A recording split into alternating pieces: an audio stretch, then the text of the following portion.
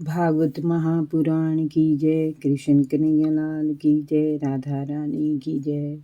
भगवान श्री कृष्ण के सभी भक्तों को राधे राधे। जय श्री कृष्ण। ओम गणेशाय नमः।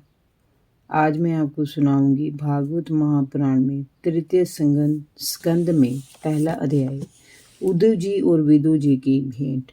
श्री सुखदेव जी ने कहा, परीक्षित, जब भगवान श्री कृष्ण पांडवों के दूत बनकर हस्तिनापुर गए तो दुर्योधन ने उन्हें राजभवन में भोजन के लिए आमंत्रित किया, किंतु भगवान श्री कृष्ण ने दुर्योधन का आमंत्रण ठुकरा दिया और वे बिना बुलाए ही श्री विदुर जी के घर को अपना घर समझकर उनके यहाँ चले गए। इससे महात्मा विदुर बहुत प्रसन्न हुए। उन्होंने अश्रुपूरित आंखों से श्री कृष्ण का भक्ति भाव से स्वागत किया। श्री कृष्ण जी ने विदुर जी को समझाकर महाराजा धृतराष्ट्र के पास भेजा, परंतु धृतराष्ट्र अपने पुत्र मोह में इतने अंधे हो रहे थे कि उन्होंने दुर्योधन द्वारा किए गए सभी अत्याचारों को अनदेखा कर दिया। लाक्षागृह दाह में पांडवों को जलाकर मार डालने का प्रसंग, कपट धूत में शकुनी द्वारा पांडवों को हराना और भरी सभा में द्रौपदी को अपमानित करने का प्रसंग, छल से पांडवों को धूत क्रीड़ा में हराकर उन्हें 12 वर्ष का वनवास और 1 वर्ष का ज्ञातवास देने का प्रसंग, सभी कुछ उन्होंने भुला दिया। विदुर के नीतिपूर्ण वचन भी धृतराष्ट्र को सद्बुद्धि नहीं दे सके। दुर्योधन ने श्री कृष्ण से कहा कि वह पांडवों को उनका राज्य या 5 गांव तो क्या, उन्हें सुई की नोक बराबर भी भूमि नहीं देगा।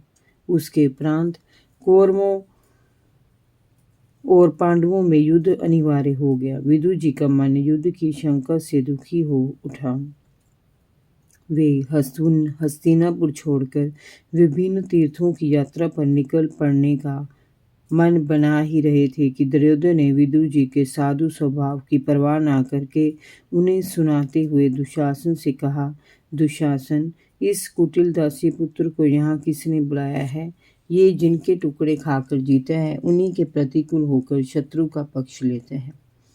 जी चाहता है कि इसके प्राण ले लूं, किंतु तुम इसके प्राण तो मत लो, परंतु इसे हमारे नगर हस्तिनापुर से बाहर निकाल दो।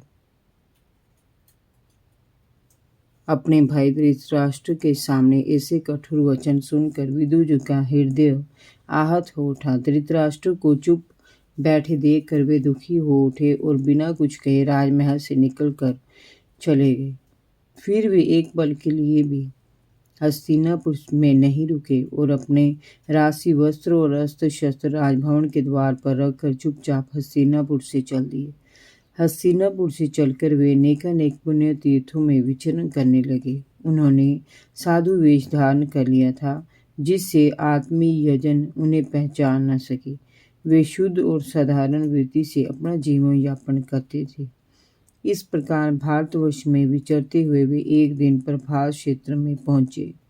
वहां उन्हें पता चला कि भगवान श्री कृष्ण की सहायता से पांडवों ने कौरवों का नाश कर दिया है। महाराज युधिष्ठिर हस्तिनापुर के राजा होकर पृथ्वी पर एक छत्रखंड राज्य करने लगे हैं।